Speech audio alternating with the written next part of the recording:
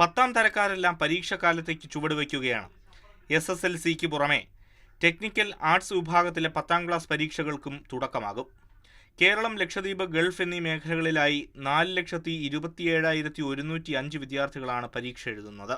കേരളത്തിൽ 2955, ഗൾഫ് മേഖലയിൽ 7, ലക്ഷദ്വീപിൽ 9 ഉൾപ്പെടെ ആകെ 2971 പരീക്ഷാ കേന്ദ്രങ്ങളാണ് പരീക്ഷ നടക്കുന്നത്. എല്ലാ കുട്ടികൾക്കും ആത്മവിശ്വാസത്തോടുകൂടി പരീക്ഷ എഴുതാം. എല്ലാവിധ ആശംസകളും ഞാൻ നേരുകയാണ്. 25 വരെയാണ് പരീക്ഷകൾ. ഏപ്രിൽ 3 മുതൽ 20 വരെയാണ് മൂല്യനിർണ്ണയം. മെയ് 2ാം വാരം റിസൾട്ട് പ്രഖ്യാപിക്കും. 2, 4, 6, 8, 10 ക്ലാസുകളിലെ അടുത്ത അധ്യയന വർഷത്തേക്കുള്ള പാഠപുസ്തകങ്ങളുടെ അച്ചടി പൂർത്തിയായി. മാർച്ച് 12-ന് വിതരണം തുടങ്ങും. പുതുക്കിയ പാഠ്യപദ്ധതി അനുസരിച്ച് 1, 3, 5, 7, 9 ക്ലാസുകളിലെ കുട്ടികൾക്കുള്ള പാഠപുസ്തകങ്ങളുടെ അച്ചടി മെയ് മാസം ആദ്യ ആഴ്ച പൂർത്തിയാകുമെന്നും മന്ത്രി അറിയിച്ചു. മാതൃഭൂമി ന്യൂസ്, തിരുവനന്തപുരം.